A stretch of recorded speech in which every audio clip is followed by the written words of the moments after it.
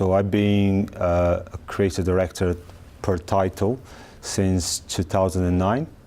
And what inspired me to be a creative director, I think in my whole life I was a creative. Both of my parents, they are fine artists, and I was going to be an artist as well. But during college, I got into advertising and working in the ad industry. Obviously, you always aspire to grow. I wasn't kind of aiming to be a creative director per se. I just wanted to grow as a creative and learn more.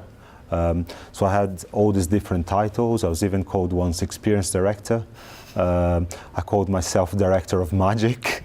I think, you know, titles only go so far as to tell who somebody is. I think what I like about when you have this idea of being a creative director in the romantic sense is that you're there to inspire people and you're there to kind of help people to get somewhere.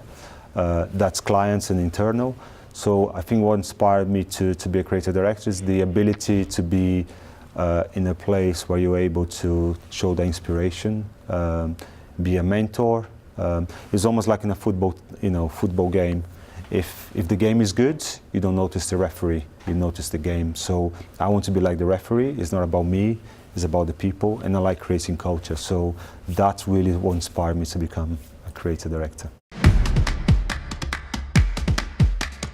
I think it goes back to what I said before, is about inspiring people, really making sure that people are able to communicate, share ideas. But I think for me, is the creative department per se is much bigger. It's not just, for me, it's not just the people that have the creative or design in front of their titles. I think everybody has that kind of ability to be part of the creative process, because we're all creative in one way or another. It could be the way we cook, could be the way we dress up, or we pick the color of our clothes or color of our hair.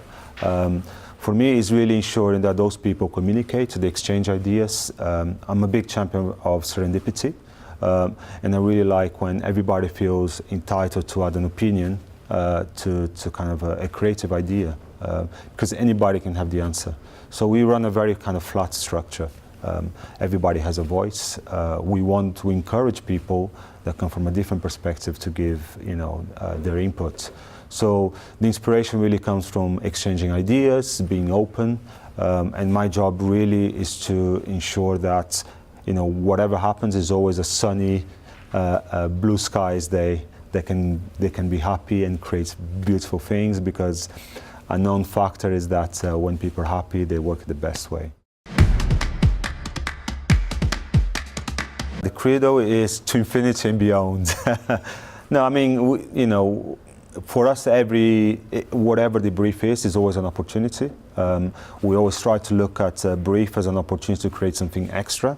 Our approach is very much like, let's respond to the brief, but let's give the clients something that they haven't really thought of. What's the extra dimension? Because I think every company, whatever they do, they always try to give that kind of extra value. So for us, it's adding that kind of creative value that will really give the clients a different perspective in the way they look at the work. So everything that we do is about, okay, this is a brief which is an opportunity. We will answer the brief, and then we're going to give something extra, because at the end of the day, it's all about cohesive approach. So it's like the ingredients of a good meal. It's about combining the right ingredients to make sure that whatever we create is right. I'm always going to go for the emotional, of course, because that's my job. And I think, the truth is that any human being that says they are rational, they have emotion. Everybody has an emotion deep down. So we want to appeal to the emotion. And we're being divided in something which we call emotion design, which is understanding this very rational, practical disciplines and convert it into something which is very emotional, to make sure that we can capture people. Because at the end of the day, whatever that process is, it can be a rational process, but in that rational process, we ensure that there is the element of emotional, because then it makes an experience which is, which is something that people will remember. And that's kind of what we're aiming for. I think creative bravery can mean many things. It's not about, launching rockets to the moon, or creating an event that's totally mad. I think it's about creative bravery is really understanding where the client is at that point in time and understanding the context and see how we can push the envelope. I think at the end of the day, every client wants to create impact.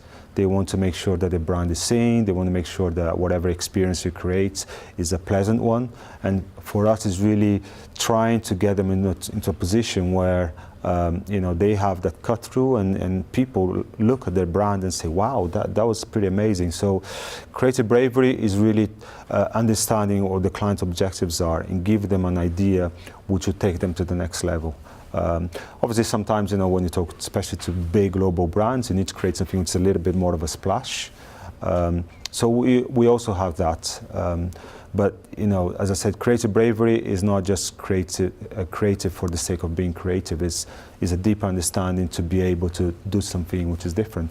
You look at people like Picasso and Pollock. They always studied very deep rules in terms of art. So only understanding what the rules are, you can break them, and that's how we do.